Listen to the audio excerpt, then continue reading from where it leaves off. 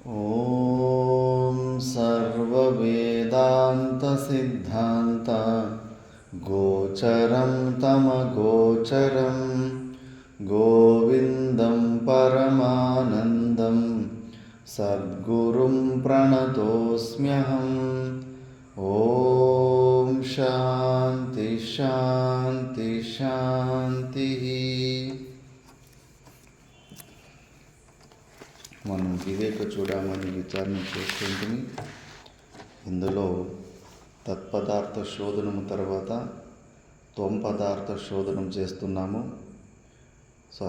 త్వం పదార్థ శోధనం తర్వాత తత్పదార్థ శోధనం చేస్తున్నాము. పరమాత్మలలో మనం కల్పించుకున్న ఆరోపాల ద్వారా ఏ గుణాలు ఉన్నాయో సాకార రూపాలు కానీ అవన్నీ తొలగించేసి నిర్గుణ నిరాకార స్వరూపాన్ని తెలుసుకోవడమే తత్పదార్థ శోధనము. ఇంకా ఆ తత్పదార్థ శోధనలో ఉపసంహారంగా ఇప్పుడు ఇంకొక 2 శ్లోకాలు చెప్తున్నారు. జ్ఞాతృజ్ఞాన జ్ఞేయ శూన్యం అనంతం నిర్వికల్పకం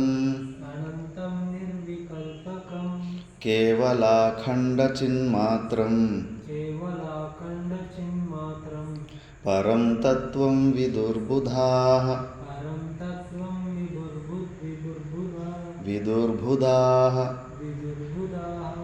జ్ఞాతృజ్ఞాన జ్ఞేయ శూన్యం అనంతం నిర్వికల్పకం కేవలాఖండ చిన్మాత్రం పరం తత్వం విదుర్బుధాః.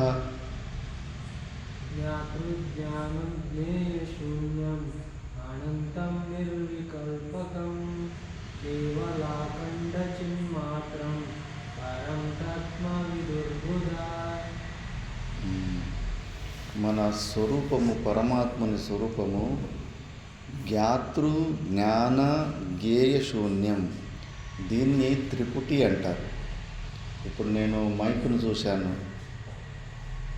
మైకని తెలుసుకునేవాడు ఎవరు? లోపల ప్రమాతృ అంటారు, జీవుడు. దాన్ని ప్రమాతృ అంటారు, జ్ఞాతృ అంటారు. మళ్ళీ జ్ఞానం ఏంటి? ఈ ఒక మైక్ జ్ఞాతృలో ఈ ఒక జ్ఞానం, మైక్ జ్ఞానం అనహనం. మళ్ళా జ్ఞేయ అంటే తెలుసుకోబడదు, ప్రమేయ. జ్ఞానం ఇక్కడ జ్ఞాతృ జ్ఞానం, దాంట్లో ప్రమాణం. దేని ద్వారా మైక్ ఉందని తెలుసుకుంటాను? చక్షు ఇంద్రియ ద్వారా తెలుసుకుంటున్నాను. మరి ఇది జ్ఞేయం, తెలుసుకోదగినది అని. ప్రమేయం, ప్రమాతృ ద్వారా తెలుసుకోదగినది ప్రమేయం అంటారు.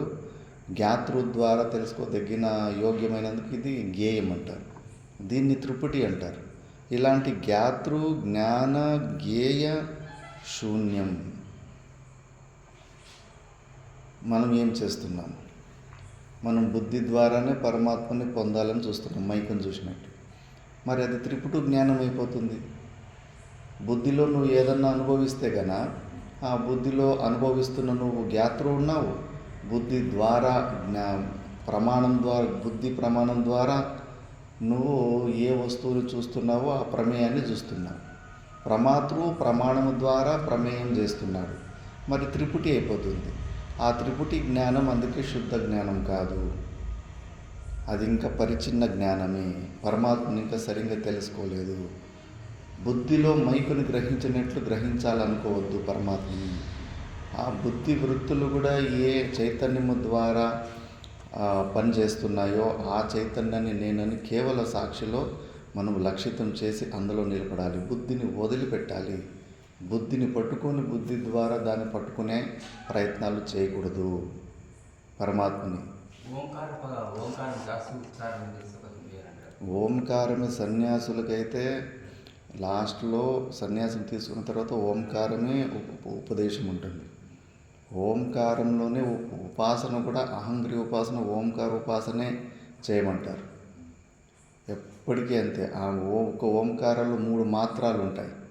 అది ఒకసారి మనము విచారణ చేసుకో ఉంటుంది. ఆ, ఉ, మ. ఈ 3 అక్షరాలు ఉంటాయి ఒక ఓంలో. అవి సంధి చేసినప్పుడు ఆ మళ్ళీ ఊ వచ్చేసి ఓకారం అయిపోతుంది. ఓ మళ్ళీ మకారము జోడిపి ఓం అయిపోతుంది. ఈ 3 మాత్రాలని 3 అవస్థలకు కంపేర్ చేస్తారు.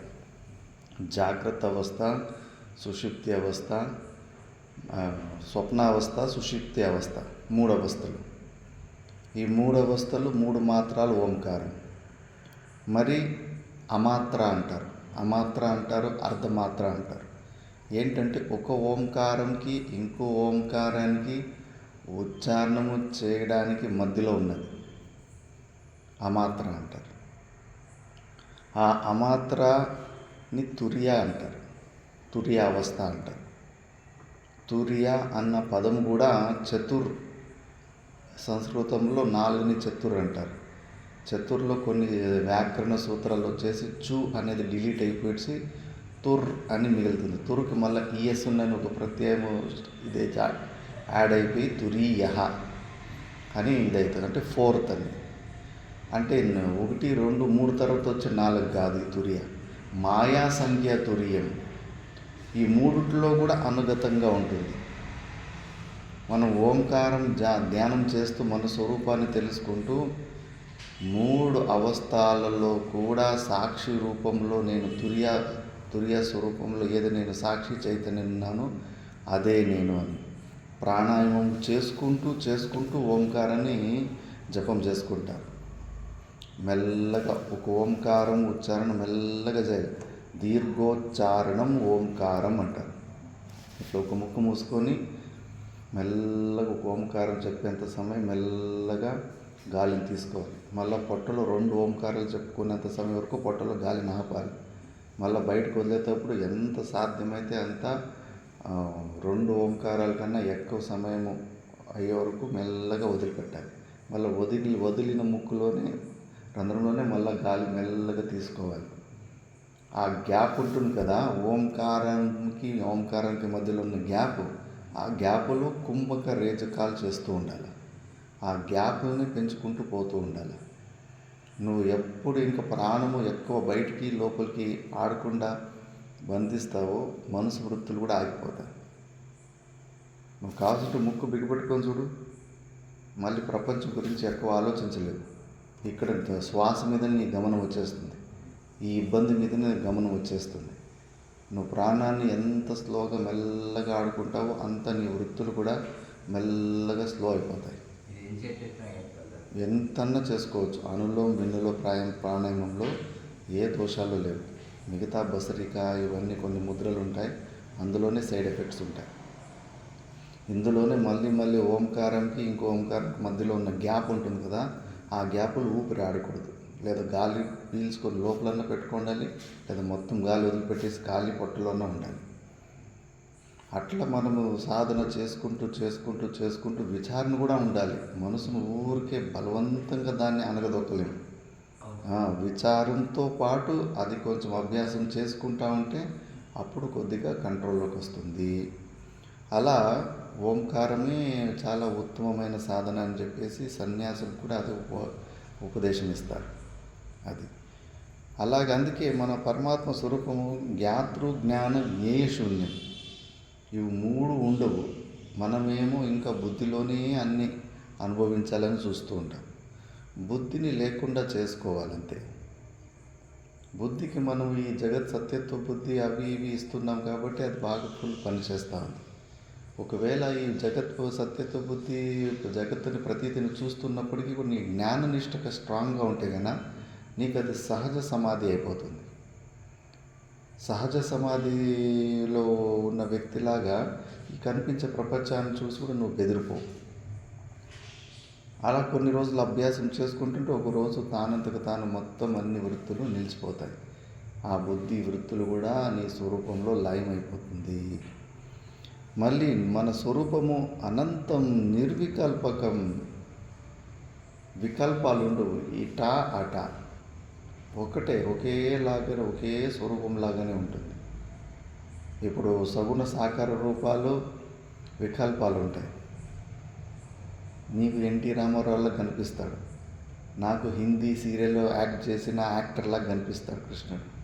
అక్కడ వికల్పాలు, సగుణ రూపాల్లో వికల్పాలు ఉంటాయి. ఇటు ఉండొచ్చు, అటు ఉండొచ్చు అని. కానీ నిర్గుణ నిరాకార స్వరూపంలో ఏ ప్రకారమైనా లేదు. అది వస్తుతంత్రం. అక్కడ ఒకేలాగానే ఎప్పటికీ ఒక జ్ఞాన బోధ స్వరూపంలాగా సర్వవ్యాపకంగా ఒకేలాగానే ఉన్నాం. అది మనమే ఉన్నాం. అది మనం సరిగ్గా తెలుసుకోలేకపోతున్నాం. ఈ మనసు బుద్ధుల్లో అది సమాధానం చేసుకొని ఈ మనసు బుద్ధులు వదిలిపెట్టేస్తే తానంతకు తను ప్రకాశం అవుతాం. ఇప్పుడు గాఢ సుషుప్తుల్లో మనం ఎలా ఉన్నాం? సుషుప్తులు ఎలా ఉంటాం? మనం ఏమీ చేయకుండా ఉంటాం కదా సుషుప్తి అవస్థ. అప్పుడేమన్నా కంగారు భయపడిపోతున్నామా? ఉలిక్కి పడుతున్నామా? కంఫర్టబుల్గా ఆనందంగానే ఉండాం కదా. ఈ మనసు బుద్ధులు పని చేయకపోయినా, ప్రపంచం కనిపించకపోయినా, ఈ శరీర భావన లేకపోయినా ప్రశాంతంగానే ఉండాం కదా. అప్పుడు మళ్ళీ బుద్ధి ద్వారా నేను ఉన్నాను, నన్ను తెలుసుకుంటున్నాము. అప్పుడు లేదు, బుద్ధినే లేదు. అసలు ఏమైందేమో తెలియదు. అంతసేపు స్వప్నాలు లేని నిద్రలో పడుకున్నాను. ఆ మధ్యలో ఏం జరిగిందో కూడా మన చుట్టూ ఏం జరిగిందో తెలియదు, లోపల ఏం జరిగిందో ఏమంటే ఏమీ తెలియదు. ఆనందంగా మాత్రం ఉండామని తెలుస్తుంటుంది మనం. మరి అలాంటి స్థితిలో ప్రతిరోజుకు పోతున్నాం. మరి జాగ్రత్త అవస్థలో కూడా అలాంటి స్థితికే వెళ్ళిపోవాలి కదా. లేదు, ఈ శరీరాన్ని గట్టిగా పట్టుకున్నాం కాబట్టి మనము అలాంటి స్థితికి లేకపోతున్నాం. అవసరం లేదు మనకు శరీరము, ఈ మనసు బుద్ధులు అవసరం లేదు అని పదే పదే బుద్ధికి నచ్చ చెప్తూ ఉండాలి. ఎన్ని సమస్యలు ఉన్నాయి దానికి దోషాలు చూపిస్తూ ఉండాలి. నువ్వు ఈ శరీరంలో తాదాత్మ్యం పెట్టుకోవడం వల్లనే ఇన్ని సమస్యలు, ఇంత పరిశ్రమ, కూటి కోసమే కోటి విద్యలు, ఇవన్నీ కూడా దోషాలు చూపించి ఆ వైరాగ్యాన్ని తెప్పిస్తూ ఉంటే కానీ ఈ శరీరంతో సంబంధం వదిలే ప్రయత్నం చేస్తుంది మనసు కానీ బుద్ధి కానీ. అలా చేస్తూ ఉన్నప్పుడు ఒకరోజు జాగ్రత్త అవస్థలో కూడా అలిసిపోతుంది. అన్నమాచార్య లాంటి వాళ్ళు అన్ని భక్తి గీతలు రాసి లాస్ట్కి అంతర్యామి అలసితి సొలసితి అంటాడు, అలసిపోతి అంటాడు. ఏదో ఒకరోజు మనసు బుద్ధి పండైపోతుంది. ఆ రోజు అలసిపోయినప్పుడు ఇంకా ఆరాంగా అది స్వరూపంలోకి తిరిగి వెళ్ళిపోతుంది. ఎక్కడన్నా పోనీ మనసు మనం మాత్రం ఆ స్వరూపం గురించి చింతన చేసే అలవాట్లు చేస్తే మళ్ళీ ఇదే అలవాటు అయిపోతూ ఉంటుంది.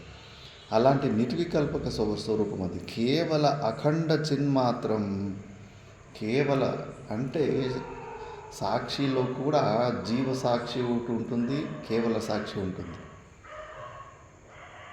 ఈ బుద్ధి ద్వారా మనం ఏదన్నా ఎక్కడేం జరిగిందో ఆ విషయాలను చెప్తున్నామంటే అది జీవ సాక్షి ద్వారా. మళ్ళీ ఆ బుద్ధి ఆ 3 అవస్థల్లో తెలుసుకునేది కేవల సాక్షిని. జాగ్రత్త అవస్థలో ఉన్న జీవసాక్షి జాగ్రత్త అవస్థలోనే చనిపోతుంది. స్వప్నావస్థలో మనం వేరే శరీరాలు, వేరే ప్రపంచమే స్టార్ట్ అవుతుంది. అయినా మనకి ఇక్కడి విషయాలు తెలుసు, అక్కడి విషయాలు తెలుసు. జాగ్రత్త అవస్థ జీవసాక్షి ఏమో స్వప్నావస్థలోకి పోలేడు. ఆ స్వప్నావస్థలో ఉన్న జీవసాక్షి జాగ్రత్త అవస్థకు రాలేడు. మరి మనకు 2 అవస్థల గురించి ఎట్లా తెలుస్తుందంటే కనుక కేవల సాక్షి ద్వారా. కేవల సాక్షిలో మనం సైలెంట్గా చూస్తున్నాము. అందుకే మనకు అన్నీ ఎక్కడ ఏం జరుగుతున్న విషయాలు కూడా తెలిసిపోతున్నాయి. స్మరణ చేసుకొని ఆ స్వప్నంలో అట్లా జరిగిండే, ఇట్లా జరిగిండే. కాబట్టి మనం ఆ కేవల సాక్షి, అఖండం. ఎప్పుడు మనము లేనితనం అనేది లేనే లేదు.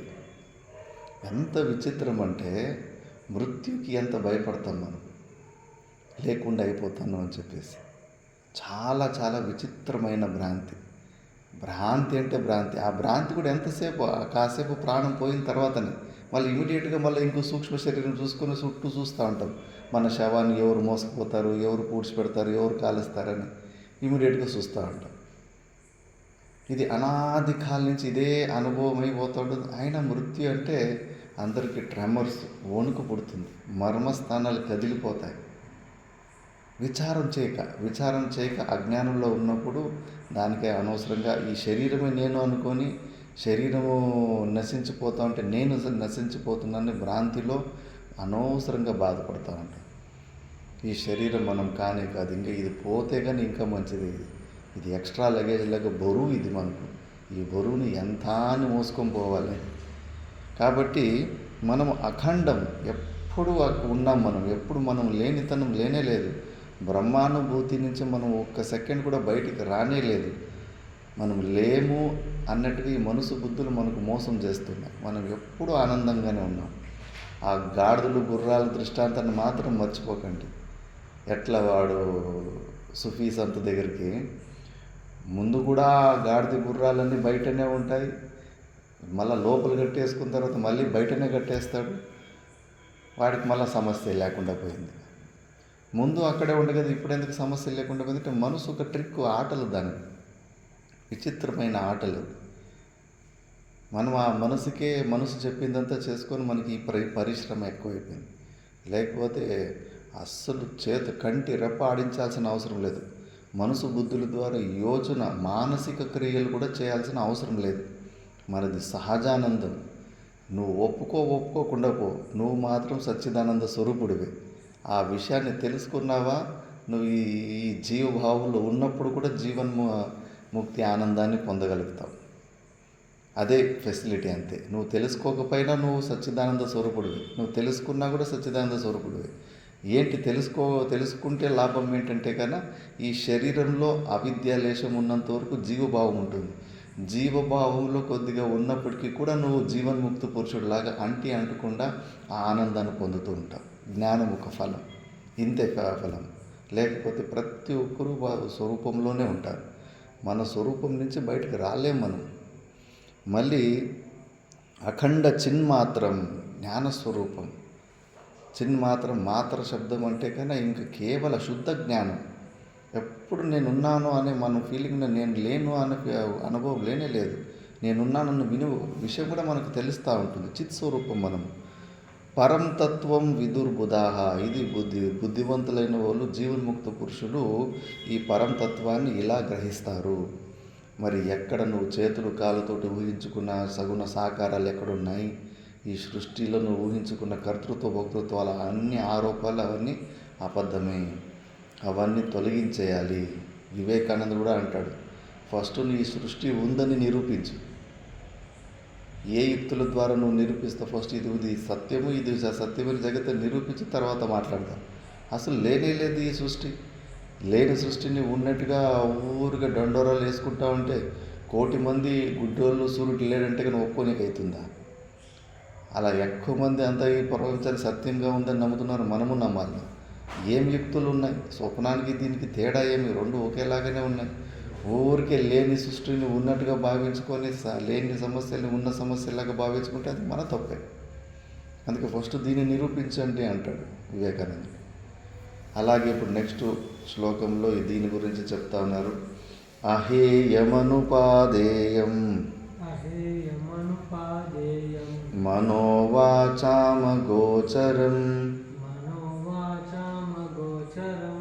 అప్రమేయమనాద్యంతం బ్రహ్మపూర్ణం మహన్మహః. అహేయమనుపాదేయం మనోవాచామగోచరం అప్రమేయమనాద్యంతం బ్రహ్మపూర్ణం మహన్మహః. అహేయమనుపాదేయం మనోవాచామగోచరం అప్రమేయమనాద్యంతం బ్రహ్మపూర్ణమహన్మహః. మనము అహేయం అని. అహేయం అంటే మనల్ని మనం వదిలించుకోలేము. ఇప్పుడు అగ్గి ఉంది, అగ్గిలో వేడితనము ప్రకాశం, హీటు లైట్ రెండు ఉంటాయి. ఆ అగ్గి లేదు, నాలో ఉన్న నా వేడితనం నాకొద్దు, నాలో ఉన్న వేడితనం నేను తీసేస్తాను, కేవలం ప్రకాశత్వం నేను పెట్టుకుంటా అంటే కుదురుతుందా? వేడితనం లేని అగ్గి ఉంటుందా? ఎందుకంటే అది స్వభావం. ఆ స్వభావాన్ని వదిలిపెట్టడానికి వీల్లేదు. అందుకే మనము మన సచ్చిదానంద స్వరూపాన్ని మనము వదలలేము. మనం అనుకుంటున్నాము మన స్వభావం నుంచి బయటకు వచ్చేసామని. అలా రానీకి వీలే కాదు. వచ్చినట్టు అనుకుంటున్నాం, కల్పించుకుంటున్నాం అంతే. అదే భ్రాంతి అనేది. అందుకే విమూఢ అనేది శంకరాచార్యులు మూర్ఖత్వంలో పీహెచ్డీ చేసేసాం.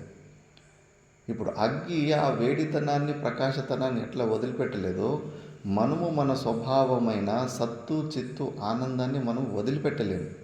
వదిలిపెట్టేశాము, ఆనందాన్ని మనం వదిలిపెట్టేశాము, నా దగ్గర ఆనందం లేదు, అందుకే ఆనందం కోసం బయట కష్టపడాలని భ్రాంతి పడుతున్నాం. ఆనందం కూడా మన స్వభావం, దాన్ని వదలలేము. మనం ఆనందాన్ని వదలలేము, జ్ఞానస్వరూపమైన చిత్ స్వరూపాన్ని వదలలేము, సత్తాన్ని వదలలేము. వదిలినట్టు మనం భావించుకుంటున్నాం.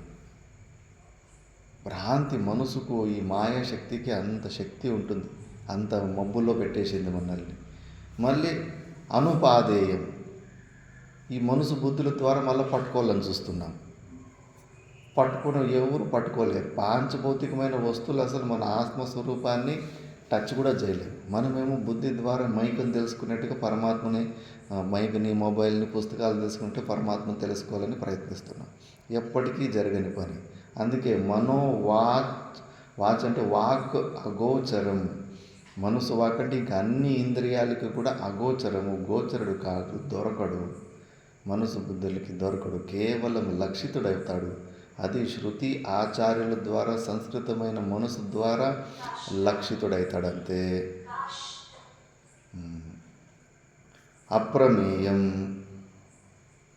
అప్రమేయం అంటే అది ప్రమా కాదు. అంటే త్రిపుటి జ్ఞానం వల్ల మనము దాన్ని తెలుసుకోలేము. ఇది ప్రమేయం, మైకు ప్రమేయం. బుద్ధి ద్వారా చక్షు బుద్ధిలో నేను దీన్ని మైకు జ్ఞానాన్ని పొందగలను. దేని ద్వారా? కళ్ళు ద్వారా, చక్షు ఇంద్రియ ద్వారా. నేను ప్రమాత అయిన నేను చక్షురింద్రియ ప్రమాణము ద్వారా ఈ మైక్ అనే ప్రమేయ జ్ఞానాన్ని నాలో పొందగలను. అలా మనము పరమాత్మని ఈ బుద్ధి ద్వారా, ఇంద్రియాల ద్వారా పొందలేం. కాబట్టి పరమాత్ముడు అప్రమేయం, అనాద్యంతం. అనాది, స్టార్టింగ్ పాయింట్ లేదు, అనంతం, ఎండింగ్ పాయింట్ లేదు. ఎందుకంటే నిత్యమైన వస్తువు, ఎప్పటికీ ఉంటాం మనం. మనము లేనితనం ఎప్పుడు ఉండనే ఉండదు. మృత్యులు ఊరికి శరీరాల సంయోగ వియోగాన్ని మనము జన్మ మృత్యులని అనుకుంటున్నాం. ఎవరన్నా నాలో భూత ప్రేతాల్లో పట్టేసినాయని. ఇప్పుడు కరోనా సమయంలో చాలామందికి బుగులు ముఖ్యంగా ఆడవాళ్ళలో ఎక్కువ ఇది వచ్చింది. మన ట్రస్ట్ మెంబర్ మల్లికార్జున కూడా భార్యకు కూడా వచ్చింది. ఇట్లా అందరికి ఎట్లయితుందంటే బుగులు భయం వేస్తూ ఉంటుంది. మళ్ళీ ఆత్మహత్య చేసుకోవాలనిపిస్తూ ఉంటుంది, ఊరికి ఏడవాలనిపిస్తూ ఉంటుంది. అలా ఉండేసరికి ఇంకా ఏదో ప్రేతాత్మ వచ్చి లోపల పట్టేసుకుందని చాలామందికి అనుమానం వస్తుంది. ఏ మందులు తీసుకున్నా అది పోతలేదు. ముందు నార్మల్గా ఉన్నారు. మళ్ళీ రీసెర్చ్ చూస్తే సుమారు 3 లక్షల మందికి ఆ జబ్బు ఉంది భారతదేశం కరోనా వచ్చిన తర్వాత. అంతమందికి ఇది నాకు ఇక్కడ 3 తెలుసు. ఇక్కడ ఈ ప్రాంతంలో రాంపురంలో కూడా ఒక ఆమెకు అలాగే ఉంది. బుగులు అదంతా ఇంజక్షన్లు, వ్యాక్సిన్ సైడ్ ఎఫెక్ట్ వల్ల. కానీ వాళ్ళు నాలో ఏదో వేరే ప్రేతాత్మ వచ్చి చేరుకుంది అని భావించుకుంటూ ఉంటారు. మళ్ళీ మంత్రాలు అంటారు, అక్కడ అంటారు, ఇక్కడ అంటారు. మరి ఏమీ కాదు, ఎందుకంటే అది ఆరోగ్యానికి సంబంధించింది. కానీ మనసులో వాళ్ళు చాలామంది నా లోపల ఏదో భూతమో ప్రేతమో చేరుకుంది అని చెప్పేసి. మళ్ళీ ఇంకొకటి ఆవలింపులు ఎక్కువ వస్తూ ఉంటాయి.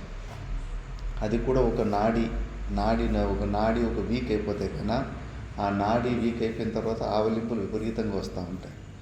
భూత ప్రేతాలు పట్టుకున్న వాళ్ళు కూడా విపరీతమైన ఆవలింపులు వస్తుంటాయి. అందుకే ఈ ఆవలింపులు వస్తున్నాయి కదా, నా లోపల ఏదో భూతం ఉందని కొంతమంది, లేదా అది కూడా అనారోగ్యం వల్లనే, నరాల వీక్నెస్ వల్ల అలా వస్తూ ఉంటుంది. విపరీతమైన డకారం, తీగలు అంటారు, తీగలు వస్తుంటాయి, ఆవలింతులు వస్తూ ఉంటాయి. కానీ మనసు ఊహించుకుంటే నిజంగానే లోపల భూత ప్రేతాలు వచ్చినట్టుగా వాళ్ళు భావిస్తూ ఉంటారు. అదంతా అనారోగ్యం విషయం కాబట్టి. అలాగే మనం ఈ శరీరాలతో, ఈ శరీరం నేను పుట్టాను చచ్చానని కేవలము కల్పించుకుంటున్నాం అంతే. వాస్తవంగా ఏమీ జరగలేదు.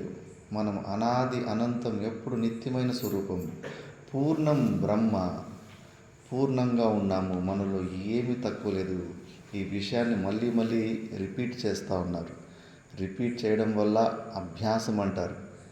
మళ్ళీ మళ్ళీ మళ్ళీ మళ్ళీ మనసుకు మనము చెప్పిందే నచ్చ చెప్తా ఉంటే కన్నా ఏదో ఒక రోజు అది అర్థమవుతుంది, వదిలిపెట్టేస్తుంది ఈ మాయా ప్రపంచాన్ని అని. పూర్ణంగా ఉన్నాము, మహత్తుల్లో పెద్ద మహత్తు. మనకన్నా మన స్వరూపం కన్నా ఇంకోటి ఉత్కృష్టమైన పదార్థం ఏమీ లేదు. తైత్తిరీయోపనిషత్తులో ఆనంద మీమాంస వస్తుంటుంది. ఈ ప్రపంచంలో అందరికన్నా ఎక్కువగా సుఖంగా ఉన్నది ఎవరంటే సామ్రాట్ చక్రవర్తి అయినవాడు. సామ్రాట్ అంటే కన్నా ఈ ప్రపంచంలో అతనికి ఎవరు శత్రువునే ఉండకూడదు. ప్రపంచం మొత్తంని గెలిచి ఉండాలి. ముందు గుర్రాన్ని వదిలిపెట్టేసి అశ్వమేధ యాగం చేసి వదిలిపెడతా ఉంటారు. అట్లా కొంతమంది అయినారు. జనక మహారాజు సామ్రాట్గా ఉండే భారతదేశంలో చాలామంది చరిత్రలు వస్తాయి. మొత్తం ప్రపంచాన్ని గెలిచిన సామ్రాట్లు కురు వంశంలోనే ఎంతోమంది వస్తారు. అలాంటి వాడికి ఒక డ్రాప్ ఆనందం. పోనీ ఇప్పుడు ఎవరైనా సామ్రాట్ అవ్వడానికి వీలు ఉందా? నువ్వు గుర్రాన్ని వదిలిపెడితే కన్నా నీ ఊరు దాటకముందని దాన్ని దొంగతనం అయిపోతుంది ఆ గుర్రాన్ని. అంతెందుకు, నువ్వు ఇంటి లోపల కట్టేసుకుంటే ఆ గుర్రం దొంగతనం, ఆవుల పశువులు దొంగతనం చేస్తారు. ఇప్పుడు ఇంక నువ్వు బయట రాజుల్లాగా గుర్రాన్ని వదిలిపెట్టేస్తే ఆ గుర్రాన్ని దొంగతనం చేసేస్తారు. కాబట్టి ఇప్పుడు సామ్రాట్ అయ్యడానికి వీలు లేనే లేదు. మరి ఆ సామ్రాట్కు ఒక్క చుక్క ఆనందం దొరుకుతుందట భూలోకంలో.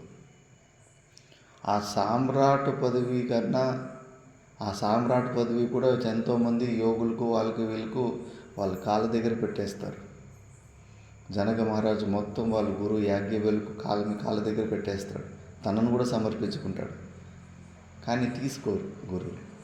అంత పెద్ద సామ్రాట్ పదవి మీద కూడా వైరాగ్యం వచ్చిన వ్యక్తికి 100 రెట్ల ఆనందం ఎక్కువ ఉంటుందంట. ఆ సామ్రాట్ కావాలా అని అనుభవించే వ్యక్తికి ఒక చుక్క ఆనందం అయితే, ఆ సామ్రాట్ పదవి ఫ్రీగా ఈజీగా వచ్చినా కూడా దాన్ని వద్దు అనుకున్న వైరాగ్యం ఉన్న వ్యక్తికి 100 రెట్ల ఆనందం ఉంటుంది. ఇది మనం చిన్న యుక్తిలోనే చూసుకోవచ్చు. చాయ్ తాగితే వచ్చే ఆనందించాలనుకున్న వ్యక్తి కన్నా అసలు ఛాయే వద్దు అనుకున్న వ్యక్తికి ఎక్కువ ఆనందం ఉంటుంది. ఛాయ్ కావాలా అనుకున్న వ్యక్తికి గ్యాసు, స్టవ్, పాత్ర, పాలు, ఛాయ్ కాగబెట్టుకోవాలా, శోధించుకోవాలా, తాగాల, మళ్ళా కడగాల, అవన్నీ సంపాదించాలంటే మళ్ళీ పరిశ్రమ చేయాలి. ఎన్ని వెనకాలు ఉంటాయి. మరి ఒక్కడికి ఏమి ఛాయ్ తాగిపోతే ఏం చచ్చిపోములే అని చెప్పేసి ఒక ఛాయ్ వద్దనుకుంటే వాడికి ఎంత పని తగ్గుతుంది. కావాలనుకునే వానికన్నా వద్దనుకునేవానికి ఆనందం ఎక్కువ ఉంటుంది. అట్లా పైన మళ్ళీ మనకన్నా పైన గంధర్వ లోకాలు, దేవలోకాలు ఉంటాయి. ఇక్కడ ఉన్న వాళ్ళు 100 ఆనందాల కన్నా గంధర్వ ఆనందము 100 రెట్లు ఎక్కువ ఉంటుంది. ఆ గంధర్వ పదవి కూడా ఎంతోమందికి వస్తుంది. నచికేతునికి ఇస్తారు. నీకు దేవత పోస్ట్ ఇస్తాము, నీకు స్వర్గం ఇస్తాము, గంధర్వ పోస్ట్ కావాలా, కింకర ఏది కావాలని ఇస్తారు. అలాంటి గంధర్వ పోస్టులు కూడా నచికేతుడు తిరస్కారం చేశాడు. అందుకే అనాత్మ వస్తువుని వద్దు అనుకోవడము అందరి సామర్థ్యం కాదు. చాలా తక్కువ మందే తన దగ్గర ఉన్నదాన్ని వదులుకోగలుగుతారు. ఇలాంటి మిథ్యా వస్తువుల్ని వద్దు అని వదిలేదారు. మిగతా వాళ్ళు వదలలేరు. ఇంకా పట్టుకునే ప్రయత్నాలు చేస్తూ ఉంటారు. మా గంధర్వ పదవిని కూడా వద్దని వచ్చేసాడు. మరి ఆ గంధర్వ పదవి కూడా వద్దు అనుకున్న వానికి గంధర్వులకు వచ్చే ఆనందం కన్నా 100 రెట్లు ఎక్కువ ఆనందం ఉంటుంది. అట్లా మళ్ళీ స్వర్గము కన్నా పైన గోలోకాదిలు, లాస్ట్కి బ్రహ్మలోకం. ఆ బ్రహ్మలోకంలో బ్రహ్మ అవుతే కన్నా ఉత్కృష్టమైన ఆనందం ఉంటుంది. ఆ బ్రహ్మ పదవి కూడా వద్దు అని అనుకునే ఒక జీవన్ముక్త పురుషుడు, ఒక యోగికి దానికన్నా పరమానందం ఎన్నో 1000 రెట్లు అనంతమైన ఆనందం ఉంటుంది. మళ్ళీ ఆ ఆనందం కన్నా ఇంకేమన్నా పెద్ద ఆనందం ఉందా అంటే కన్నా ఇంక లేదు. సా కాష్ట సా పరాగతి, అంతకంటే ఇంకా పెద్ద ఆనందం ఇంకోలేదు. అదే పెద్ద ఆనందము, అంతకంటే ఇంకా పెద్ద ఏమి ఉండదు. కాబట్టి అలాగే మహత్తులో కూడా పెద్ద మహత్తు, అది మహానైనది మన ఆనందము. దానికన్నా ఉత్కృష్టమైన ఆనందం ఇంకోటి లేదు. ఆలోచించండి, యోగులు ఎందుకు సమాధి స్థితిలో అట్లా ఆహారము అన్నం లేకుండా నీళ్ళు లేకుండా వాళ్ళ శరీరాన్ని చెదులు తింటూ ఉంటుంది. కామారెడ్డిలో మొన్న వరకు ఉండి శబరిమాత అని ఒక 15 సంవత్సరాల ముందు 7 సంవత్సరాలు కదలకుండా తపస్సులు కూర్చుంటే చెదులంతా తినేసి ఆ ఎముకలు కనిపిస్తున్నట్ట తొడల మీద అంతా కూడా. మరి అంత దీనిగా ఎందుకు కూర్చుంటారు? ఎంత ఆనందం దొరుకుతూ ఉంటే లోపల ఆ పరమానందం దొరుకుతూ ఉంటుంది కాబట్టి ఆ స్థితి నుంచి బయటికి రావాలనిపించాలి. అందుకే జ్ఞానికి కంటి రెప్ప తెరవాలని కూడా అతనికి కోరిక పుట్టుతుంది. అంత ఆనందం ఉంటుంది ఆ పరమానందం. ఎప్పుడే కానీ మనకు ఇప్పుడు మీరు ఫస్ట్ మామిడి రసము కొద్దిగా పుల్లగున్న సరిగ్గా పండుగానే మామిడి రసం తాగుతున్నప్పుడు ఆ మామిడి రసము అది ఇది తింటున్నప్పుడు తీగ అనిపిస్తుంది. ఒక్కసారి నువ్వు తేనె నాకినావు అనుకో, మళ్ళీ ఆ మామిడి పండు రసం కూడా అసలు సప్పగా అనిపిస్తూ ఉంటుంది. అట్లా ఒకసారి ఉత్కృష్టమైన ఆనందాన్ని ఒకసారి రుచి చూసిన తర్వాత మళ్ళీ ఈ చిన్న చిన్న ఆనందాల వైపు అసలు మనసు రానే రాదు. అందులోకి వెళ్ళిపోతూ ఉంటారు. మళ్ళీ ఈ ప్రపంచంలో అసలు ఈ శరీరాన్ని కూడా వదిలిపెట్టేస్తారు. మళ్ళీ శిష్యులు మెయింటైన్ చేసుకోవాల్సింది ఆ శరీరాన్ని. చోటా మహారాజుకి అలా అయిపోయింది. రామకృష్ణ పరమహంస శిష్యుల నోట్లో అన్నం పెట్టి దొరుకుతూ ఉంటారు. అలాంటి స్థితికి వెళ్ళిపోతారు. అంత గొప్ప స్థితికి లోపల అంతటి పరమానందం ఉంటుంది. అలాంటి ఆనంద స్వరూపం మనము. అందుకే ఇప్పుడు పదార్థం శోధయిత్వా వాక్యార్థం వక్తుం ఆరభ్యతే తత్వమిత్యాదిన. ఇప్పుడు తత్పదార్థము ఫిల్టర్ చేసేసి ఏమైతే పరమాత్మలో ఆరోపం చేసుకుంటూ చిన్నప్పుడు తాత చెప్పింది అవి చెప్పింది అదా విని పరమాత్మునికి చేతులు కాళ్ళు అన్నీ ఊహించుకుంటుమి. ఈ సృష్టి కర్తృత్వము భోక్తృత్వం అన్ని ఆరోపణలు చేసింటము, అవన్నీ తీసేశారు. పరమాత్ముడికి ఏ ఆకారము ఉండదు. ఆకారాలు అవి పరిచిన్న రూపాలు. ఆ ఆకారాలకి పుట్టుక ఉంటుంది, సావు ఉంటుంది. కృష్ణుడు కూడా జైలులో పుట్టాడు. లాస్ట్లో దిక్కులేని సావు అంటారు. ఇంకా 8 రోజులు శవం కూడా దొరకలేదు. అలాంటి సావు వచ్చింది. కాబట్టి ఆ శరీరాలు ఎప్పటికీ అవి నిత్యం కాదు. ఆ శరీరాలకి అతీతంగా ఉన్న నిర్గుణ నిరాకార స్వరూపంలో ఉన్న పరమాత్ముడే నిజమైన పరమాత్ముడు. ఆయనను పరిచ్ఛిన్న రూపంలో తెలుసుకోవడం కాదని ఆ పరమాత్మలో కూడా ఎక్స్ట్రాలు ఏమేమో మనం ఊహించుకుంటామో ఆ ఎక్స్ట్రాలంతా కూడా తొలగించేశారు. తొలగించిన తర్వాత అక్కడ ఒక శుద్ధ చైతన్యం మిగిలింది. మన శరీరంలో ఈ ఎక్స్ట్రాలన్నీ తొలగించేశారు. శరీరము, ప్రాణము, మనసు, బుద్ధి, మళ్ళా ఆనందము, ఇవన్నిటిని కూడా తొలగించిన తర్వాత ఇక్కడ ఒక సాక్షి చైతన్యం మిగిలింది. మరి ఆ 2 సాక్షి చైతన్యంలో 2 ఉన్నాయా అంటే కన్నా అవి 2 కాదు, అది ఒకటే అని ఇప్పుడు ఐక్య జ్ఞానం. ఐక్యం గురించి ఇప్పుడు శ్లోకాలు వస్తున్నాయి. తత్వం పదాభ్యాం అభిధీయమానయో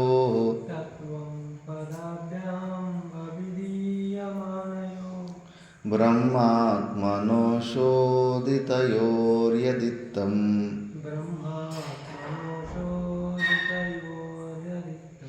శ్రుత్యా తయోస్తత్వమసీతి సమ్యక్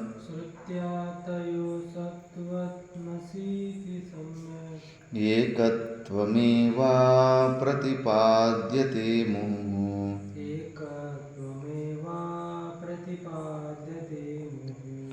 తత్వం పదాభ్యామభిధీయమానయో బ్రహ్మాత్మనోషోదితయోర్యదిత్తం శ్రుత్యా తయోస్తత్వమసీతి సమ్యక్ ఏకత్వమేవా ప్రతిపాద్యతే ముహు. తత్వం పదాభ్యాం అభిధీయమానో బ్రహ్మాత్మనోషోదితయోర్యదిత్తం శ్రుత్యా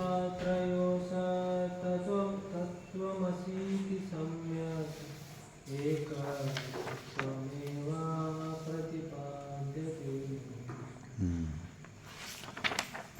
తత్తు మళ్ళీ త్వం పదాభ్యాం అవిధీయమానయో బ్రహ్మాత్మనయో శోధితయోః యద్ ఇత్తం శ్రుత్యా తయోస్తు తత్వమసి ఇది సమ్యక్ ఏకత్వమేవ ప్రతిపద్యతే ముహుః. అక్కడ తత్పదార్థులో రూపాలు గుణాలు అన్నీ తొలగించిన తర్వాత అక్కడ ఒక సాక్షి నిర్గుణ నిరాకార స్వరూపము, మన శరీరాల్లో ఇవన్నీ తొలగించిన తర్వాత లోపల ఒక నిర్గుణ నిరాకార సాక్షి చైతన్యం ఉన్నప్పుడు ఆ రెండు చైతన్యాలు వేరు వేరు కాదు. తత్వమసి అని ఈ శోధన చేసిన తర్వాత గురుగారి ఉపదేశం చేస్తుండేది, నాయన తత్వమసి అని చెప్పేసి నువ్వు అదే అయి ఉన్నావు. త్వం పదార్థం నువ్వు ఏదైతే అనుకుంటున్నావో మళ్ళీ తత్పదార్థ పరమాత్మ అనుకుంటున్నావో అది మీరిద్దరు వేరు వేరు కాదు, నువ్వే ఆ స్వరూపమై ఉన్నావు అని. అది ఏకత్వమేవ ప్రతిపాద్యతే ముహుః. ఏకత్వం గురించినే జీవ బ్రహ్మ ఐక్య జ్ఞానం గురించినే శాస్త్రం అంటూ ఉంటుంది. బ్రహ్మే జీవుడై ఉన్నాడు, జీవే బ్రహ్మై ఉన్నాడు. బింబ రూపంలో బ్రహ్మలాగా ఉన్నాడు, ప్రతిబింబ రూపంలో జీవుడులాగా ఉన్నాడు. సూర్యుడు ఒకటే ఉన్నాడు. కింద బకెట్లు 100 బకెట్లు పెట్టినందుకు 100 బకెట్లు చూస్తే 100 మంది సూర్యులాగా ఉన్నట్టుంటారు. ఇవి అంతఃకరణ భేదాల వల్ల అనేక సూర్యులు ఉన్నట్టుగా కనిపిస్తుంది, కానీ పైన ఉన్నది ఒకటే సూర్యుడు.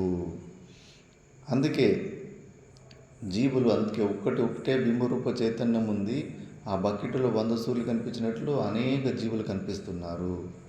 మళ్ళీ కిందున్న బకెట్లో అల్లాడించి చూడు, ఎన్ని బకెట్లు అల్లాడిస్తే ఆ బకెట్ లోపల ఉన్న సూర్యుడు కూడా అల్లాడినట్లు కనిపిస్తూ ఉంటాడు. మళ్ళీ పైన చూడు, పైన ఏమైనా అల్లాడుతున్నాడా, నువ్వు బకెట్లు అల్లాడిస్తే అస్సలు కదలకుండా ఉంటాడు. అందుకే ఈ జీవభావంలో ప్రతిబింబ రూపంలో నీకు వచ్చిన కష్ట దుఃఖాలకి అసలు పైన ఉన్న బింబరూప చైతన్యానికి సంబంధమే ఉండదు. నేను కూడా భ్రాంతిలో ఉంటే ఒకసారి షిరిడి సాయి సినిమా చూసింటే అతను ఒక గుర్రం ఉంటుంది. ఆ గుర్రానికి ఒక పని చేసేవాడు నీళ్ళు దాపనికి పోతుంటే అది రాకుండా పోతే దాన్ని కట్టి తీసుకొని కొడతాడు. కొట్టిన తర్వాత ఎక్కడో కొట్టి ఉంటాడు. మళ్ళీ తిరిగి వచ్చిన తర్వాత సాయిబాబా నువ్వు ఎందుకు కొట్టావు నాయన నన్ను అంటాడు. అయ్యో మిమ్మల్ని నేనెందుకు కొడతాను స్వామీజీ అంటే, మరి ఆ గుర్రాన్ని కొడితే నన్ను కొట్టినట్లే కదా అని వెనకాల వీపు చూస్తే బర్రబడి ఉంటుంది. మరి అన్నిట్లోనూ పరమాత్మ తత్వం ఉంది కదా, పరమాత్మని మనం తెలుసుకుంటే కదా మరి అన్ని శరీరాల్లో అందరూ ఎన్నో ఆవుల్ని పశువుల్ని కొట్టేవాళ్ళు కొడతానే ఉంటారు. మరి అన్ని దెబ్బలు మనం తినాలనా? అట్లయిపోతే కన్నా మళ్ళీ మనం మహాదుఃఖి అయిపోతాం కదా. అదేం పోస్ట్ అది? పరమాత్ముడు పోస్ట్ పోలాలని ప్రయత్నం చేస్తే గుర్రాన్ని కొట్టినా కూడా మనకు దెబ్బ తాకుతుంది, కుక్కని కొట్టినా కూడా మనకు దెబ్బ తాకుతుంది. అంటే ప్రపంచంలో అందరి కష్ట సుఖాల వల్ల మనం అయిపోదు, మన కష్టాలు అయిపోతాయి. మనం ఇది ఒకరిద్దరు కష్టాలని తట్టుకోలేక ఏడుస్తుంటాం, అంతమంది కష్టాలని తట్టుకునేకైతుందా? ఇది భ్రాంతి అంతే. అది గురువులు సద్గురువులు అందరిలోనూ సద్భావనని ప్రేరణను పెంచుకోవాలని ఒక లీల ద్వారా అలా చూపించింటారు వాళ్ళు. అంతేగాని వాస్తవంగా జీవుల్లో అయ్యే కష్ట సుఖాలకు బింబరూపమైన పరమాత్మకు సంబంధమే ఉండదు. ఆయన పరమానంద స్వరూపుడు. అందుకే ఎవడు కష్టాలు వాడికే. ఇక సుఖ దుఃఖాలకి కారకుడు పరమాత్ముడు కాదు, మనం చేసుకున్న కర్మలు అంతే. మన కర్మలకు పరమాత్ముడు ఎట్లా దుఃఖి అవుతాడు? అందుకే బింబ రూపంలో ఈ కష్ట సుఖాలు ఏమి పరమాత్మకి టచ్ కూడా కావు. మనం అలాంటి పరమానంద స్వరూపం మనము. ఈ సీరియల్లో అట్లా ఇట్లా అన్ని స్టోరీలు ఏంటంటే సద్భావన నేర్పడానికి, అన్ని పక్షులలో అన్ని జంతువుల్లో దయను చూపాలి అనే జ్ఞానాన్ని నేర్పడానికి అలా కొన్ని లీలలు జరిగింటాయి. లేకపోతే కన్నా ప్రతి శరీరంలో జరిగే దుఃఖాన్ని మనం అనుభవించేస్తే కన్నా మహాదుఃఖి అయిపోతాం. దాన్ని మోక్షావస్థ అంటారు, ఇంకా పరమ ఘోర నరకం అంటారు దాన్ని మళ్ళీ. కాబట్టి అలా కాదు, ఆ బింబరూప చైతన్యంలో ఈ జీవభావాల్లో జరిగే కర్మలకు అసలు స్పృహ ఉండదు, టచ్ ఉండదు. ఇవి రెండు చైతన్యాలు కాదు. ఇంతకుముందు కూడా చెప్పింటి, కామవరం ఎక్కడుందంటే కన్నా అటువైపు ఉన్న వాళ్ళు ఎరిగేరు తర్వాత వస్తుందంటారు, ఇటున్న వాళ్ళు ఉరుకుంద తర్వాత వస్తుందంటారు. అంటే ఉరుకుంద తర్వాత వచ్చే ఒక కామవరము, ఎరిగేరు తర్వాత వచ్చే ఒక రెండు కామవరాలు లేవు, ఒకటే ఉన్నది, ఒకటే కామవరం. చూసే వైపు నుంచి ఇటు అటు ఉన్నట్టు అనిపిస్తూ ఉంటుంది. కాబట్టి అలాగే చైతన్యము రెండు కాదు, ఒకటే చైతన్యాన్ని మనం ఆలోచన విధానాల్లో వాక్యాలే రెండు వాక్యాల్లాగా ఉన్నాయి, అంతేగాని ఒకటే చైతన్యమే మనము. సర్వవ్యాపకంగా ఒకే స్వరూపంగానే మనం ఉంటున్నాము. అది ఉపాధులు అవి ఇవన్నీ వదిలిపెడితే తెలుస్తుంది అది సర్వవ్యాపక తత్వాన్ని. రమణ మహర్షి ఎక్కడో అమెరికాలో వాడెవడో బీచ్లో కూర్చొని చేస్తుంటే అక్కడ ఏం చేసినాడనే విషయం కూడా ఇక్కడ చెప్పేస్తూ ఉంటాడు. యోగులకు ఆ శక్తి ఉంటుంది, త్రికాల జ్ఞానం ఉంటుంది. ఆ జ్ఞాన ఆవరణ శక్తి, విక్షేప శక్తులు పోతే అలాంటి స్థితులు కనిపిస్తూ ఉంటాయి. అందుకే ఇక్కడ నెక్స్ట్ శ్లోకంలో దీన్నే స్పష్టంగా చెప్పేసి, అందుకే మీరు వాచ్యార్థాలు ఎక్కడన్నా తీసుకుంటారేమో అని. నువ్వే జీవుడే బ్రహ్మటి, ఈ శరీరమే పరమాత్మ అని అనుకుంటారేమో అని చెప్పేసి. శరీరం పరమాత్మ అవడానికి చాలా తేడాలు ఉంటాయి. మనం ఎక్కడ ఆ సగుణ సాకార రూపమైన పరమాత్మను ఎక్కడ? పరమాత్మను వదిలిపెట్టు, ఊర్లో ఉన్న ఎమ్మెల్యేకే భయపడతాం మనం. ఆ ఎమ్మెల్యే పవర్ ఎంత, మన పవర్ ఎంత? ఇక్కడే మనం పవర్లు ఏమి పనిచేయవు. ఇంకా ఈ సృష్టిని పుట్టించిన సగుణ సాకార ఆయన పరమాత్ముడు ఎక్కడ? పనికి రాని ఈ పరిచిన జీవభావంలో ఉన్న మనం ఎక్కడ? దాన్నే నెక్స్ట్ శ్లోకంలో చెప్తా ఉన్నారు. ఐక్యం తయోర్లక్షితయోర్న వాచ్యయో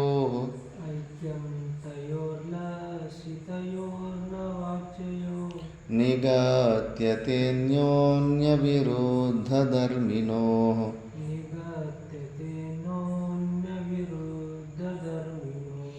ఖద్యోతభాన్వోరివరాజభృత్యయో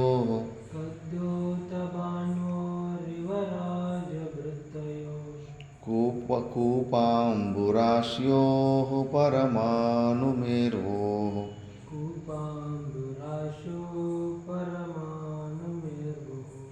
ఐక్యం తయోర్లక్షితయోర్న వాచ్యయో నిగద్యతేన్యోన్య విరుద్ధ ధర్మినో ఖద్యోతభాన్వోరివరాజభృత్యయో కూపాంబురాశ్యో పరమాణుమేర్వో. ఐక్యం తయోర్లక్షితయోర్న వాచ్యయో నిగద్యతేనోన్య విరుద్ధ ధర్మను ఖద్యోతభాన్వోరివరాజభృత్యయో కూపాంబురాశో పరమాణుమేర్వో. ఐక్యం చెప్పినప్పుడు ఈ శరీరంలో ఉన్న జీవుడు, ఈ సృష్టిని పుట్టించిన పరమాత్ముడు వాచ్యార్థాలు తీసుకోకండి అని. వాచ్యార్థాలు అంటే లిటరల్ మీనింగ్. ఇప్పుడు నేను మైక్ అని చూడండి అని మిమ్మల్ని ఒక మాట అంటారు. ఆ సౌండ్ మీరు వింటారు. చూసిన వెంబడి మైక్ వైపు చూస్తారా లేదా? మైక్ వైపు చూసి మైక్ జ్ఞానాన్ని మీరు పొందేస్తారు. నేను నిర్గుణ నిరాకార పరమాత్మని చూడండి అని అంటాను. ఏం చూస్తారు? ఏమీ రాదు బుర్రలోకి. గుణాలు లేవు, రూపాలు లేవు, బుద్ధిలో ఏమొస్తుంది? నిర్గుణ నిరాకార పరమాత్మను చూడండి. అందుకే నిర్గుణ నిరాకారమైన పరమాత్ముడు వాచ్యార్థం కాడు. ఏదో ఒక శబ్దాలకి అర్థము, శబ్దాల ద్వారా అర్థము దాని దొరకదు. దీన్ని వాచ్యార్థాలు అంటారు. అట్లా తత్వమసి అనిలో త్వం పదార్థంకి వాచ్యార్థం వచ్చేసి ఈ శరీరంతో కలిపినాను మనం. తత్పదార్థానికి వాచ్యార్థం వచ్చేసి సగుణ సాకార రూపమైన పరమాత్ముడు, ఈ సృష్టికర్త. ఈ వాచ్యార్థాలు తీసుకుంటే గన అస్సలు ఎంత డిఫరెన్స్ అంటే, ఖద్యోత బాన్వోరివ. ఖద్యోత అంటే లైట్ పురుగు ఉంటుంది, ఒక సీజన్లో వస్తుంది. అది రాత్రిపూట్ల మినుక్ అని పులుక్ అని లైట్ లాగా వెలుగుతూ ఉంటుంది. ನೋಡಿದೆ ಅಲ್ಲ, ಬೆಂಕಿ ಹುಳ ಅಂತಾರೆ, ಮಿಂಚಿನ ಹುಳ ಅಂತಾರೆ. ಬೆಂಕಿ ಹುಳ అంటే లైట్ పురుగు అంటారు. మళ్ళీ ఆ ఖద్యోత భాను సూర్యుడు ప్రకాశం ఎక్కడ? ఆ లైట్ పురుగులో ఉన్న వెళ్తారు అక్కడ. దానికి దీనికి ఒకటే అని చెప్పి నీకు అవుతుందా? మళ్ళీ రాజభృత్యోహో, రాజు ఎంత శక్తిశాలిగా ఉంటాడో వాడు సేవకుడు, పనిచేసేటోడు ఎంత బలహీనంగా ఉంటాడు. ఇద్దరు ఒకటని చెప్పలేము కదా. మరి కూప అంటే బావి, మళ్ళా అంబు అంటే కన్నా సముద్రం. భావిని సముద్రం ఒకటి అని చెప్పి నీకు అవుతుందా? మళ్ళీ పరమాణు మేరు. పరమాణు అంటే ఒక ధూళి కణం, మైక్రోస్కోప్లో చూస్తే ఒక ధూళి కణం. ఆ ధూళి కణము మేరు పర్వతం అంటే పెద్ద కొండ. ఆ రెండు ఒకటి అని చెప్పి నీకు అవుతుంది? ఛాన్సే లేదు. అందుకే ఈ శరీర తొంపద వాచ్యార్థాలు ఐక్యం అవడానికి వీలు లేదు. ఈ శరీరంతో పాటు ఉన్న మనము సగుణ సాకార రూపమైన మనకు ఆయనకు అస్సలు ఏమి కంపారిజనే లేదు. అందుకే ఎప్పటి వరకు మనం ఈ శరీర భావంలో ఉంటామో ఆ పవర్ఫుల్ ఈ సృష్టికర్త అయిన సగుణ సాకార రూపానికి కూడా 100 సార్లు, తక్కువలో తక్కువ రోజుకు ఒక 100 సార్లైనా నమస్కారం పెట్టుకోవాలి. మంచి వేదాంతులే ఉత్తరకాశీలో అక్కడ విచారణ చేసుకుంటారంట. ఎప్పటి వరకు మనకు అవిద్య లేశం ఉంటుందో అప్పటి వరకు మనము మన జుట్టు ఆ సగుణ సాకార రూపమైన పరమాత్మని చేతిలో ఉంటుంది. వేదాంతం చదివేస్తున్నాం కదా, పరమాత్మనికి రూపాలు లేవు, ఆకారం లేదు, నిర్గుణ నిరాకార స్వరూపం, అది నేనే ఉండనని చెప్పేసి ఆ అహంకారంలో ఆటలాడడానికి పోతే మళ్ళా మాయలో దబ్బేస్తాడు. ఎప్పటి వరకు నేను శరీరం అనే భావన కొద్దిగా ఉన్నప్పటికీ కూడా ఆ పరమాత్మనికి అణిగి మణిగి నడవాలి మనం. అదే భక్తితో కడిగిన జ్ఞానం. కైలాసాశ్రమంలో ధనరాజ్గిరి మహారాజు అన్నీ ఇట్లా శ్రవణ నిధిధ్యాసనం చేసుకొని లాస్ట్ సమయంలో అవిచార సమాధిలో కూర్చున్నాడు. అవిచార సమాధిలో అసలు ఎక్కువ ఏమి క్రియలు, శరీరాన్ని కదిలించరు. కూర్చున్న చోటే సమాధి స్థితిలో అభ్యాసంలో కూర్చో ఉంటారు. అలాంటి అప్పుడు ఈశ్వరుడు ప్రత్యక్షం అయిపోయి, నాదొక శివలింగం ఉంది హరిద్వార్లో, అక్కడ పడింది, దాని మీద నా ఎర్ర చుక్క ఒకటి ఉంది, అదే గుర్తు, దానికి ఎవరు పూజ చేస్తలేరు, దాన్ని తీసుకొచ్చి ఇక్కడ ప్రతిష్టాపన చేయి అని చెప్తున్నాడు.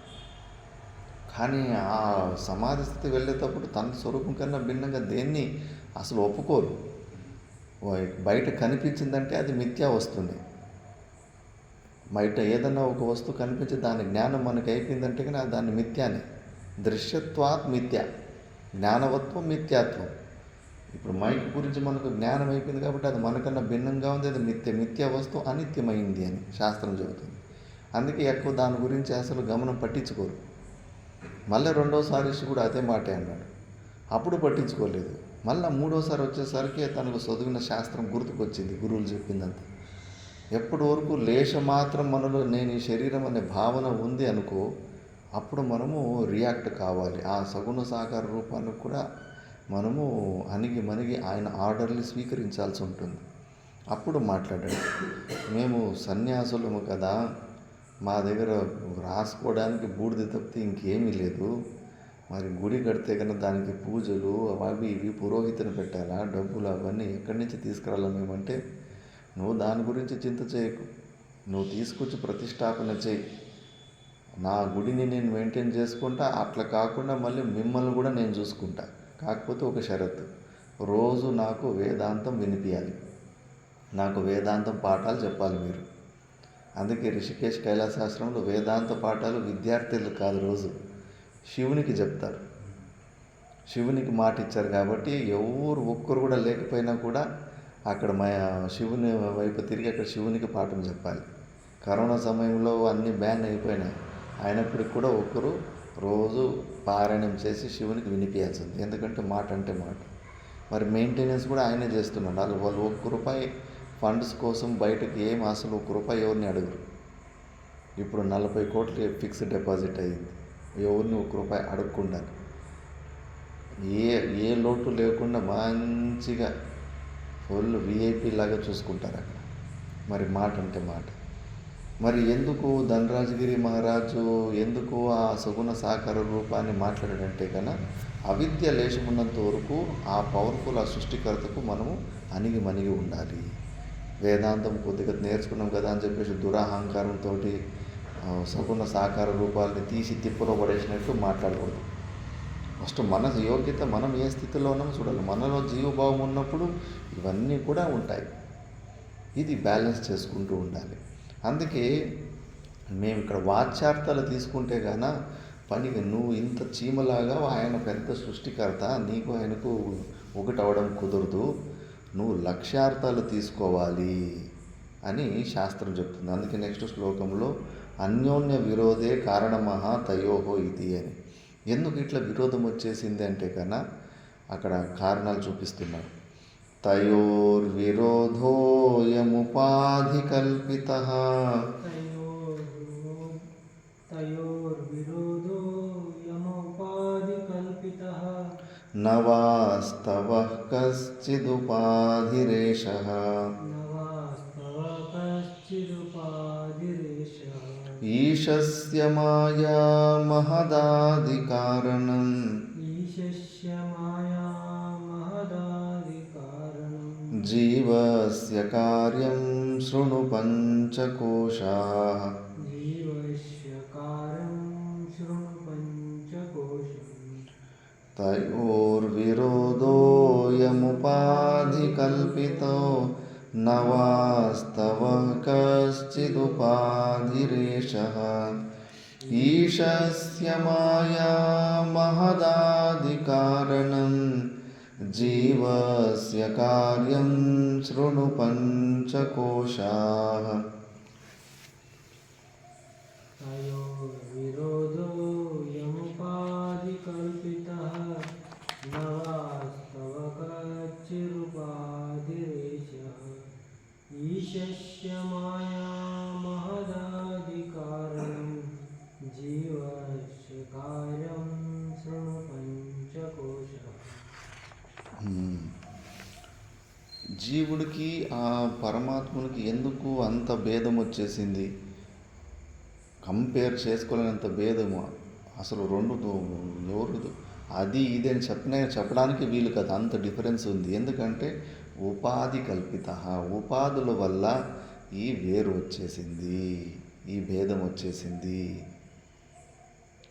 ఆ ఉపాధిల్ని తొలగించే నా వాస్తవ కశ్చిద్ ఉపాధిరేష, ఉపాధి ద్వారా వచ్చిన భేదము వాస్తవిక భేదం కాదు, ఏదో ఒక నిమిత్తం ద్వారా వచ్చిన భేదము. ఈశస్య మాయ మహదాది కారణం, ఈశ్వరుని ఉపాధి ఏంటంటే మహత్తాది కారణం, మాయనే ఆయన ఉపాధి.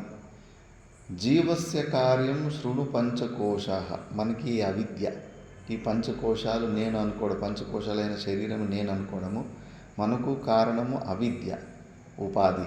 పరమాత్మనికి ఉపాధి మాయ, మాయికమైన ఉపాధి. ఈ ఉపాధుల వల్లనే మనకు ఈ డిఫరెన్స్ వస్తుంది. ఇప్పుడు నరేంద్ర మోదీ వాళ్ళ అన్నదమ్ములు కూడా ఉన్నారు. ఆయన ప్రధానమంత్రి అనే ఉపాధిని వదిలిపెట్టేస్తే వాళ్ళిద్దరూ పలానా వాళ్ళ మోడీ కొడుకులు, ఎవరో వాళ్ళ నాన్న కొడుకులు అంటారు.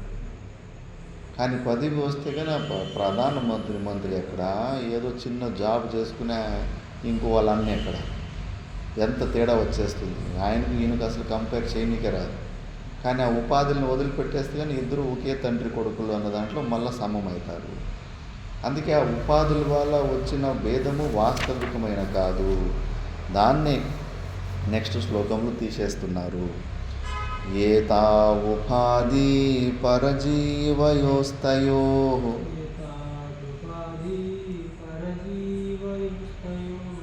సంయం నిరాసేన పరో న జీవః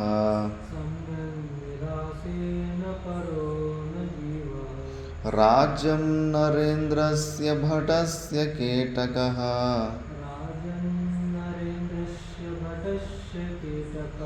తయోరపోహేన భటో న రాజా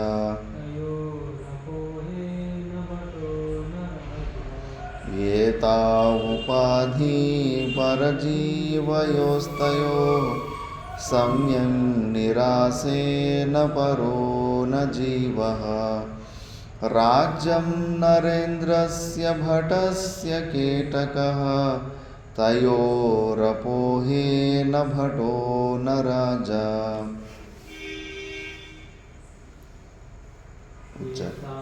ఉపాధి పరజీవయోస్తయోః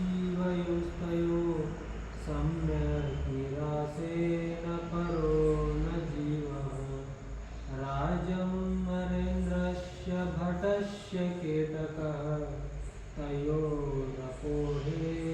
భటో న రాజా.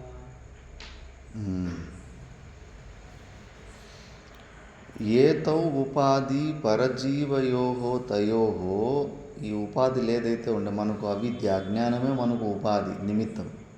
మనం ఎవరు అనే విషయాన్ని తెలుసుకోవడం మర్చిపోయాం కదా. ఆ మర్చిపోవడమే మనకు నిమిత్తం. ఆ నిమిత్తం మర్చిపోవడమే నిమిత్తం వల్లనే నేను ఈ శరీరము, నేను జీవుని అని మనకు అనిపిస్తాను. మరి పరమాత్ముడికి ఆయన నేను సగుణ సాకార రూపమైన పరమాత్ముని, ఈ సృష్టికర్తను, పాలనకర్తను, సంహారకర్తను అని ఆయనకి ఎందుకు అనిపిస్తుందంటే కనుక ఆయనకు మాయనే ఉపాధి. మాయా నిమిత్తం వల్ల ఆయనకు అట్లా అనిపిస్తూ ఉంది. మనకు అజ్ఞానం, మనం ఎవరనే విషయం తెలుసుకోవడం వల్ల అవిద్య ఏదైతే ఉందో ఆ అజ్ఞానమే ఉపాధి ఉండడం వల్ల మనకు నేను పరిచిన జీవుని అనిపిస్తాను. ఇవి రెండు సమ్యం నిరాశే. ఈ ఉపాధులు కానీ మనం తొలగించుకునేస్తే మళ్ళీ ఉపాధులు ఉంటేనే రాజ్యం నరేంద్రస్య, రాజుకు రాజ్యం ఉంటుంది, సేవకునికి భటునికి సేవక పోస్ట్ ఉంటుంది. తయోరపోహే నా భటో నా రాజా.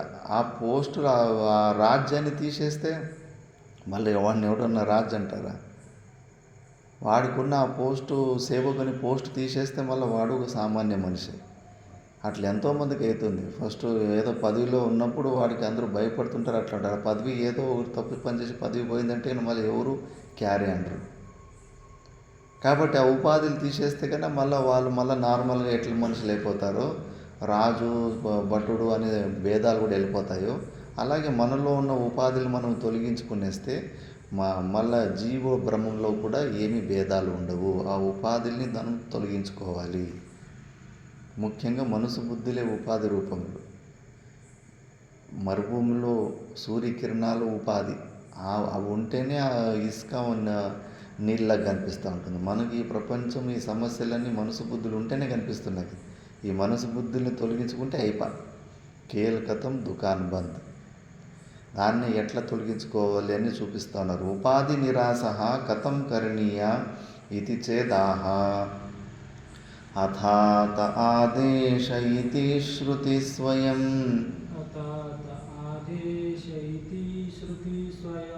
నిషేధతి బ్రహ్మని కల్పితం ద్వయం.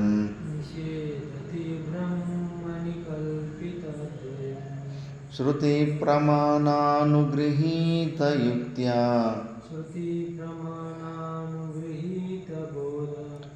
తయోర్నిరాసః కరణీయ ఇత్థం.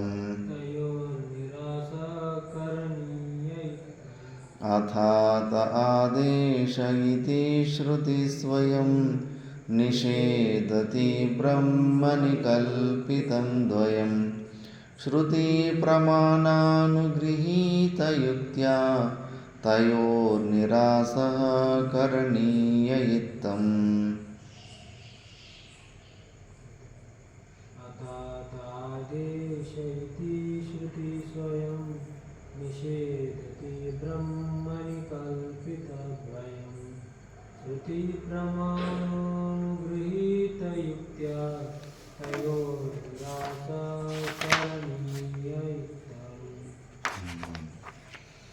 అథాత ఆదేశ ఇది బృహదారణ్యక ఉపనిషత్తులో ఉన్న వాక్యం. ఇది అథాతో ఆదేశ నేతి నేతి అని ఉదాసీన సాంప్రదాయం అని ఉత్తర భారతంలో ఉంటుంది.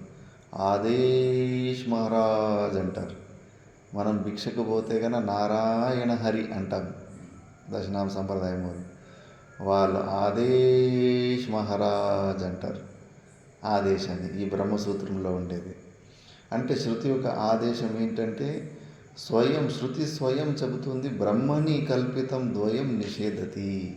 ఈ బ్రహ్మ మన అధిష్టానంలో కల్పితమైన ఆ పరమాత్మ భావము, జీవభావం రెండిటిని ఇది నిషేధిస్తుంది.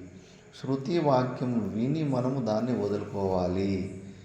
ఈ మోహాలు, ఈ ఉపాధుల్ని మనం ఎట్లా తొలగించుకుంటే శృతి ద్వారానే. అంటే శృతి శాస్త్రము మనకి కంటి ద్వారా కనిపించే ఏమన్నా వస్తువులైతే మనమే కనిపెట్టేసుకుంటాం.